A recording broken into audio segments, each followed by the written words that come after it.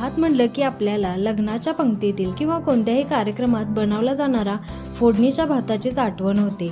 अशाच पद्धतीचा भात फोडणीचा कुकरमध्ये कसा झटपट बनवता येईल हे मी या रेसिपीमध्ये तुम्हाला सांगणार आहे। नमस्कार, स्वप्नास किचनमध्ये आपल्या सर्वांचे स्वागत आहे। इथे व्हिडिओमध्ये भात बघून तुम्हाला कल्पना आलीच असेल, अशा पद्धतीचा सुटसुटीत असा भात कुकरमध्ये झटपट बनवता येतो। बनवण्याची पद्धत ही अतिशय सोपी आहे, कमी साहित्यामध्ये। इथं लागणारं साहित्य घेतलेलं आहे आपण भातासाठीचं। इथं तांदूळ तुम्ही कोणताही यूज करू शकता। जर चिकट भात होणारा तांदूळ असेल तर तुम्हाला तो पहिल्यांदा तेलामध्ये भाजून घ्यावा लागतो, अगदी मोकळा म्हणजे खळखळीत होईपर्यंत भाजून घ्यावा लागतो।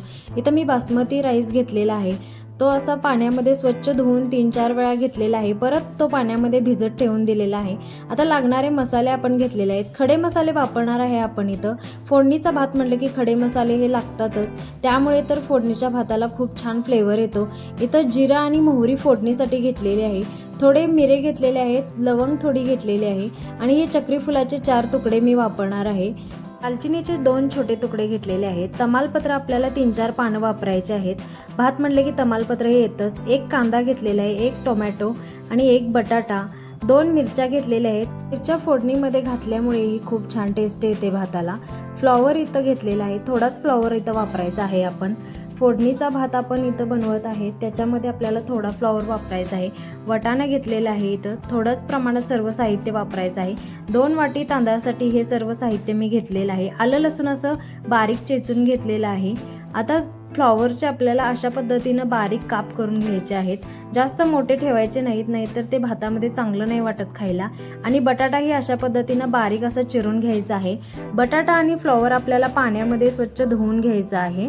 एका मिरचीचे अशा पद्धतीनं 4च तुकडे करून घ्यायचे आहेत, म्हणजे बारीक चिरायचे नाही, असे 4 तुकडे मोठे मोठेच करून घ्यायचे, म्हणजे ते भातामध्ये छान वाटतं पाहायलाही। आता कांदा असा पद्धतीनं आपण उभा चिरून घेतलेला आहे। चिरल्यानंतर थोडं हाताने असं क्रश करून घ्यायचं, म्हणजे त्याचे लेयर्स वेगळे होतात, कांदा सुटा होतो आणि भाजलाही जातो पटकन आणि भातामध्ये दिसायलाही छान वाटतो। टोमॅटो हे असा पातळ उभे काप करून घ्यायचे, अतिशय पातळ काप करायचे, जाड ठेवायचे नाहीत, म्हणजे भाजायला ते जास्त वेळ लागत नाही। असे पातळ असे काप करून घ्यायचे आहेत। टोमॅटोही उभाच चिरून घ्यायचा आहे, बारीक नाही इथं आपल्याला काही चिरायचं, उभंच कांदा आणि टोमॅटो चिरून घ्यायचं। आता गॅसवरती मी कुकर गरम करायला ठेवलेला आहे। कुकर गरम झाल्यानंतर याच्यामध्ये 4 चमचे तेल टाकून घ्यायचं। फोडणीचा भात म्हटलं की तेल थोडं जास्त वापरावंच लागतं। तेल गरम झाल्यानंतर पहिल्यांदा जिरा आणि मोहरी फोडणीमध्ये टाकून घ्यायची। जिरा मोहरी व्यवस्थित भाजल्यानंतर त्याच्यानंतर आपण याच्यामध्ये तमालपत्र आणि जे खडे मसाले घेतलेले आहेत त्यांचा फ्लेवर येण्यासाठी आपल्याला तेलामध्येच ते खडे मसाले भाजून घ्यायचे आहेत।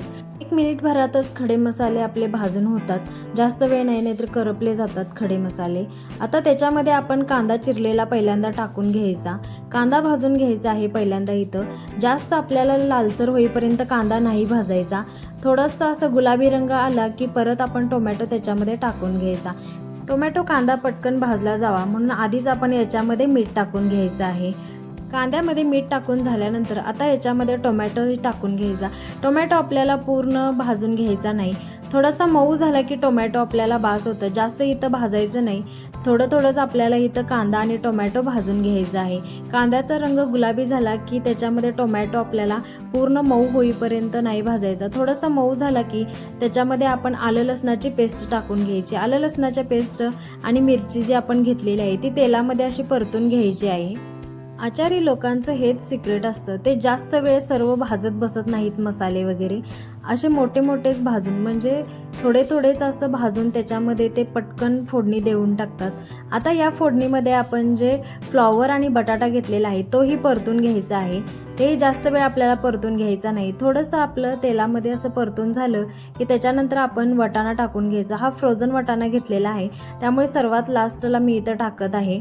इथं आता आपलं सर्व साहित्य भाजून झालेलं आहे, अगदी 5च मिनिटात सर्व साहित्य आपलं भाजून होतं। त्याच्यामध्ये आता आपण पाणी ओतून घ्यायचं आहे। आपण 2 वाटी तांदूळ घेतलेले आहेत, तांदूळ कोणता आहे त्याच्यावरती पाणी वापरणं डिपेंड असतं। बारीक तांदूळ असेल तर त्याला जास्त पाणी लागत नाही। इथं मी 2 वाटी तांदळासाठी 1 तांब्या पाणी वापरलेलं आहे। ह्या साईजचा तांब्या आहे, तो एक तांब्या इथं मी पाणी वापरलेलं आहे आणि तेवढं पुरेसं होतं. आता याच्यामध्ये आपण मसाला टाकून घ्यायचा आहे. तुम्ही गरम मसालाही वापरू शकता किंवा बिर्याणी मसालाही वापरू शकता.